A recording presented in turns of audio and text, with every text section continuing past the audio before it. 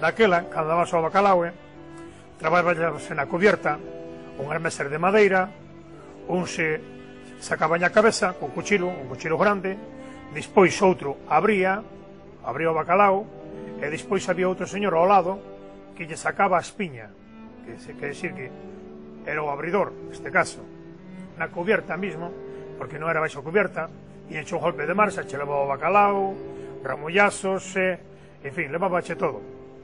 Esas botas eran moi boas nestes barcos, porque eran as botas sufridas, e claro, pois o peixe caía todo na cubierta, e andabas a patadas, para darlle o peixe para baixo. Eran as botas adecuadas para iso. Esas primeiras botas que fixo eran botas de goma de neumáticos, sobre todo de grandes cámaras de grandes excavadoras, de avións. Aquí mirábanse botas, bueno, despois de 15, 20 anos que ainda estaban para traballar. A bota quizá era boa demais.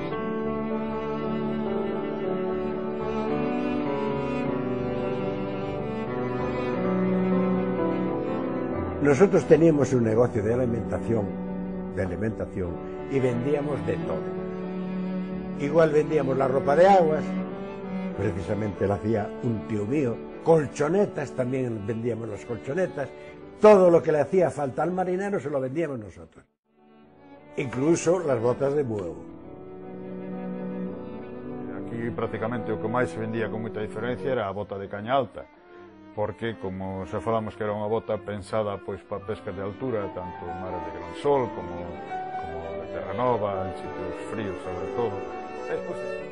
E as botas de bueu prestábanse para ter máis estabilidade, para non resbalar e todo eso. Aparte de que eran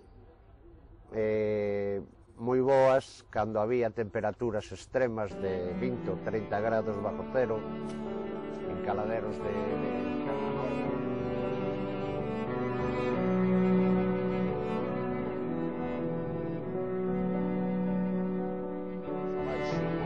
pesada, cando traballando nos barcos de cuberta aberta, cando entraba o mar a bordo, na cubierta, esa bota xa te axudaba a aguantarte de pé polo peso que tiña.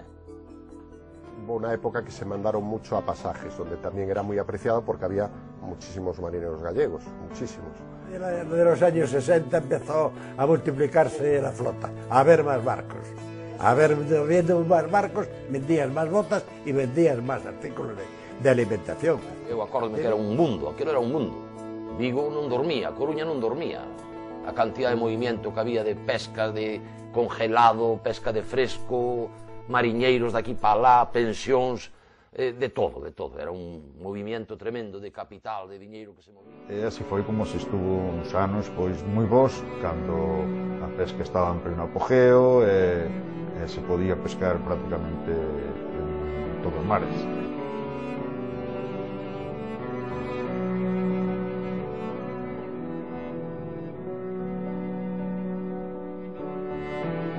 Tiña que ser botas de bueu, senón nada.